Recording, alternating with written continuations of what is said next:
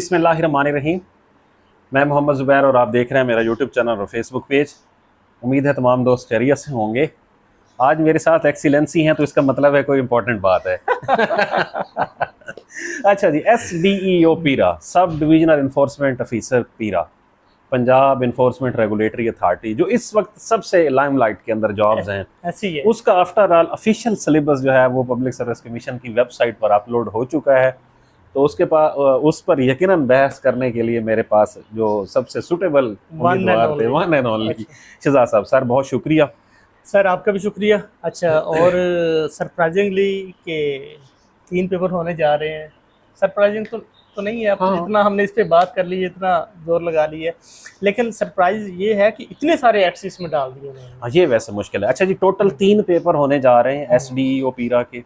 पहला पेपर होगा general knowledge का, दूसरा पेपर होगा आप लोगों का लॉज के हवाले से जो MCQs पेपर है, तीसरा पेपर होगा आप लोगों का डिस्क्रिप्टिव इंग्लिश ऐसे। सर ये डिस्क्रिप्टिव दूसरा पेपर होगा और लाज वाला तीसरा पेपर नहीं होगा? नहीं, वैसे तरतीब में तीसरा है। हाँ जी। लेकिन जो पहले पेपर होने हैं ना, हाँ जी।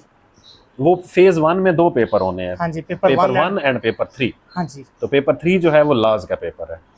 ठीक हो गया। ठीक है। हाँ जी। तो अब जी आप लोगों का जो पहले पेपर होने लगा है, हाँ जी। वो होने लगे हैं जी 2 MCQs के। एक जनरल नॉलेज का जो आम रूटीन के अंदर पब्लिक सर्विस कमीशन करवाता है जी। और दूसरा आप लोगों का MCQs पेपर होगा लॉज का।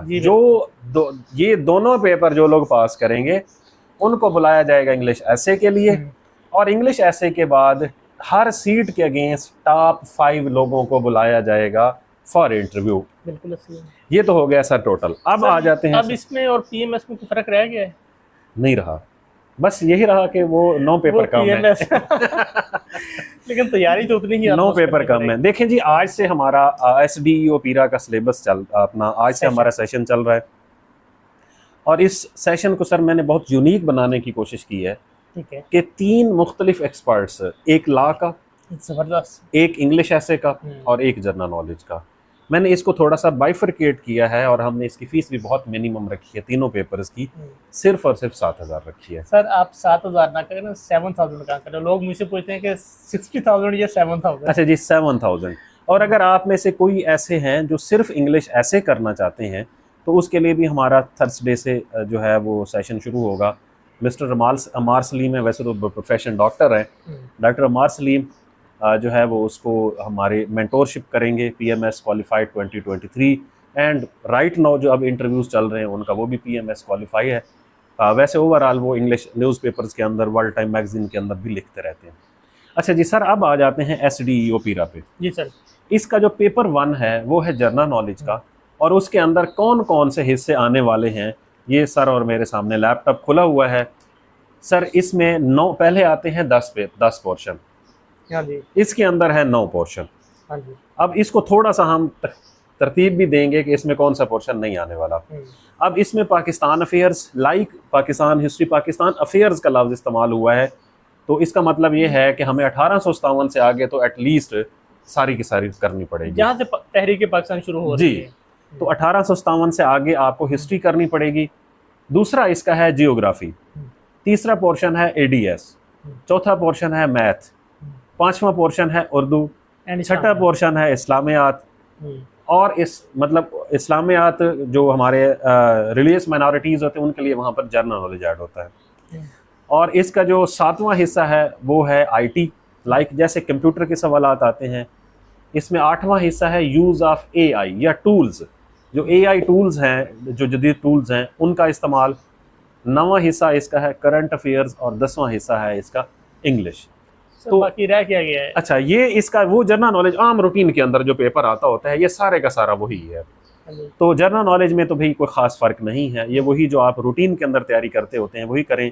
आज से कामरान शायद हमेशा मेरे मुंह से निकलता है सर। इसका नाम क्या है? इम्तियाज़ शाहिद।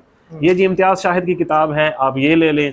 आपको अपना जो ये तो पास पेपर्स जी, पास पेपर्स की किताब, और इसके साथ आप लोग एक किताब ले लें कारवान वालों की कम्प्रिहेंसिव MCQs जनरल नॉलेज की, तो आप लोगों का जनरल नॉलेज का पेपर तो फर्स्ट क्लास हो जाएगा।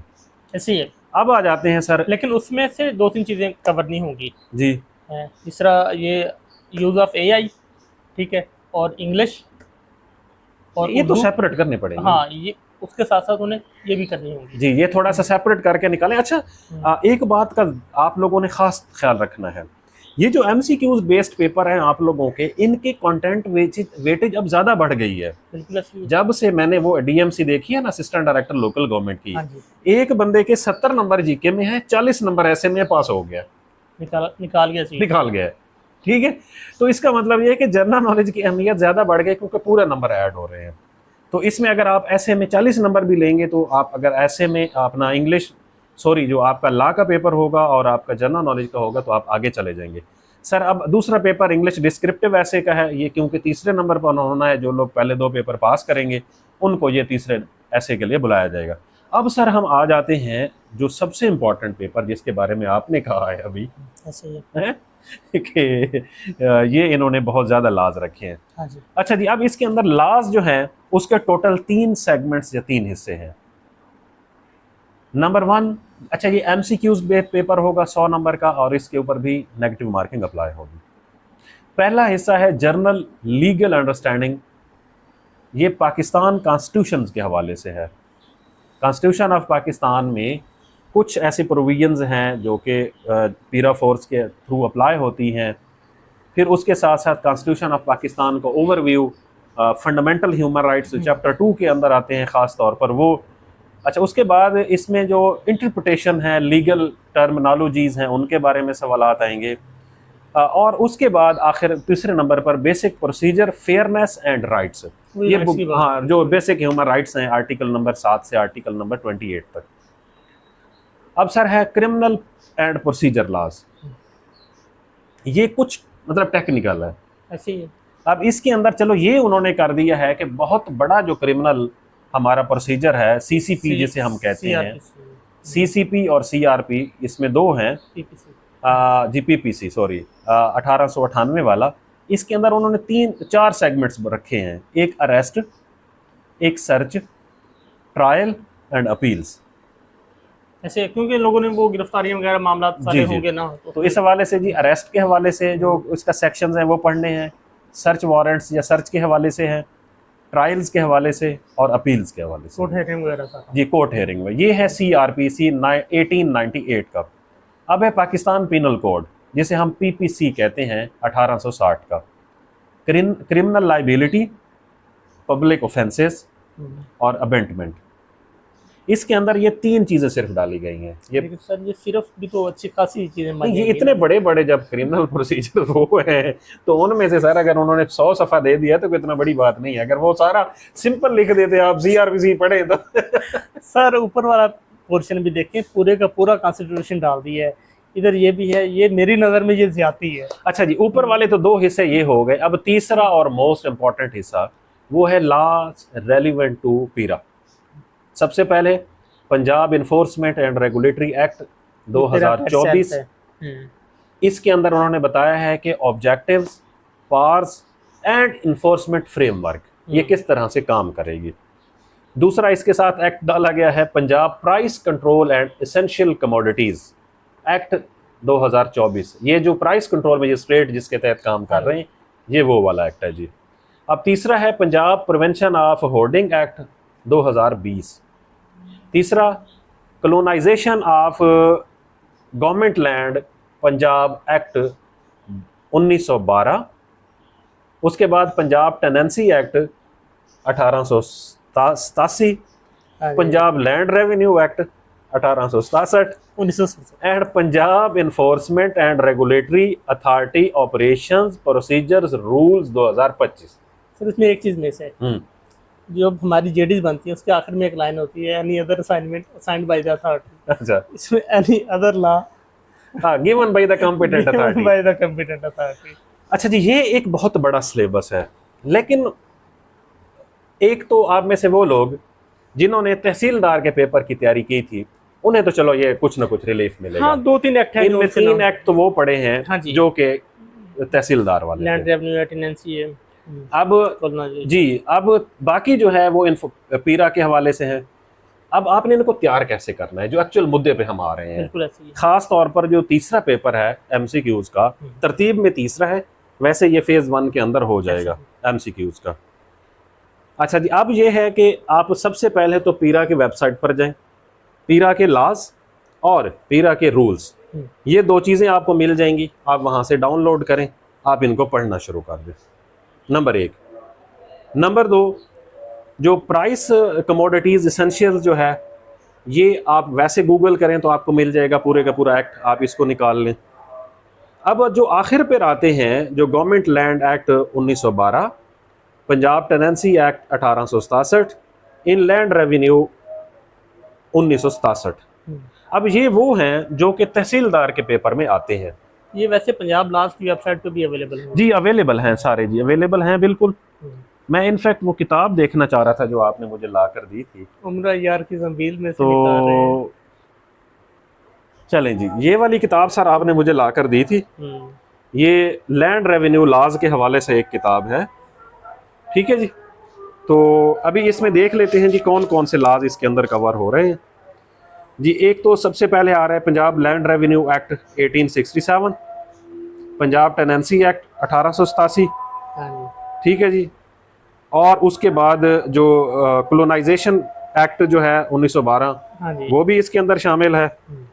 तो इसका मतलब ये है कि ये किताब भी बहुत फ़ायदा दे सकती है, ठीक है।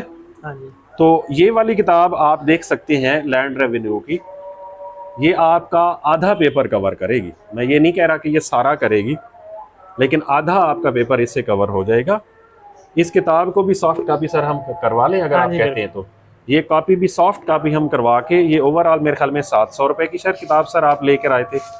हाँ जी, 1000 की। अच्छा जी, तो ये आप लोगों को मतलब सेम ऐसे 250-300 रुपये में मिल जाएगी। इसकी सॉफ्ट कॉपी वैसे 1000 रुपये की है। तो ये भी आप लोग कल इंशाल्लाह आपको जो नंबर देंगे, कल इस पे आप अगर रब्ता करेंगे, व्हाट्सएप किया करें, तो ये आपको मिल जाएगी। तो आज से बैठ जाएं जी बगैर देर किए। पेपर कब एक्सपेक्टेड होगा? हाँ, कि मेरे कत्ल के बाद उसने जफा से तौबा, हाय उस ज़ोद पशेमा का पशीमा होना। ये सितंबर के दूसरे हफ्ते में पेपर भी एक्सपेक्टेड है। ओहो जी, यानी आपसे तकरीबन 15 और 10-25 दिन, मैक्सिमम 1 महीने के बाद। बहुत ज़्यादा टाइम भी हुआ। फेज़ 1 के फेज़ 1 की बात कर रहे हैं जी। तो 1 महीने के बाद हो जाएगी, इसीलिए इसका जल्दी सिलेबस दे दिया गया है हमारा लगा जी। अब आप में से वो लोग प्लीज़ जिन लोगों ने अप्लाई नहीं किया अभी तक, 25 आखिरी डेट है। आप कोई भी आपकी डिग्री है, 16 ईयर एजुकेशन है, BS ऑनर्स है, आप इसके ऊपर अप्लाई कर सकते हैं। कोई फिज़िकल स्टैंडर्ड्स नहीं है मेल फीमेल के लिए, कोई हाइट मेजरमेंट नहीं है। सिंपल आप लोगों ने क्या करना है, चुप करके बैठें एक कोने में, घर वालों के साथ सिर्फ इतने तक ताल्लुकात रखें कि रोटी टाइम पे खा लिया करें, ठीक है। इसके अलावा घर वालों से ताल्लुकात ख़त्म करें, ये इससे भी थोड़ी सी दोस्ती दूर करें, ठीक है। मरते नहीं हैं लोग जिनके साथ आप ताल्लुक में हैं। अगर आप SDO पीरा लग के अगर वो नाराज़ भी हो जाते हैं, तो अगर आप मतलब वो 2800 सीसी डाले पे अगर आप उठवा लेना, नहीं 2800 सीसी डाले पे अगर आप उनके घर के सामने जाके मतलब एक दफ़ा सर आप हार्न देंगे, तो वैसे भी नाराज़गी ख़त्म हो जाएगी, ठीक है। तो प्लीज़ आप लोगों ने इस चीज़ को इंश्योर करना है कि आप लोग बहुत सारे इश्यूज, बहुत सारी लड़ाइयाँ ना एक सरकारी नौकरी की मार होती हैं। हाँ चलें, अच्छा इस दिन किसी दिन सर से फिर बात करेंगे कि सर ने 6 सालों में 7 सालों में क्या सीखा है और मैंने 10 सालों में क्या सीखा है और सर कुछ एडवाइस करें सर। अब बहुत शॉर्ट टाइम है और बहुत वास्ट पेपर है, तो देर नहीं करनी जी आप लोगों ने। 1-1 घंटा इन लोगों का इम्पोर्टेंट है जी। प्लीज़ अगर 101 सीट्स, 101 सीट के ऊपर भी अगर आप सेलेक्ट नहीं होते, उसकी वजह आप हैं, ऐसे ही बिल्कुल, उसकी वजह और कोई नहीं है। ये चीज़ें मुश्किल से मुश्किल होती जा रही हैं और मुश्किल से मुश्किल होती जाएंगी। अभी टाइम है कि आप शुरू का फेज़ है, शुरू का टाइम है, आप जितना इसको बेहतर कर लेंगे, जितना आसान कर लेंगे, अभी चीज़ें फिर भी आसान है, जितना आप थोड़ी सी मेहनत करके कर लेंगे आपको आसानी रहेगी। और with the passage of time ये चीज़ें और मुश्किल होती जाएंगी।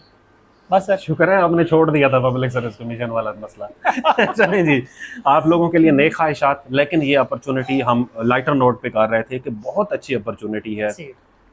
इसके पैकेजेस बहुत अच्छे हैं, 1.5 लाख रुपए तनख्वाह, गाड़ी, घर में पोस्टिंग, प्रोटोकॉल, हटो बचो, ठीक है। बिल्कुल ऐसी है। तो ये सारी चीज़ें किसी भी एक नौकरी के अंदर जो हम देख रहे होते हैं, ये सारी इसके अंदर मौजूद है। तो अब अगर आप इसके ऊपर पूरी कोशिश करते हैं, जान मारते हैं, तो मेरे ख्याल में आप में और इस नौकरी के दरमियान सिर्फ टेस्ट और इंटरव्यू बच जाएगा, बाकी कोई भी चीज़ नहीं आएगी। जी बहुत बहुत सारी शुक्रिया। नेक ख्वाहिशात हैं। जज़ाकल्लाह।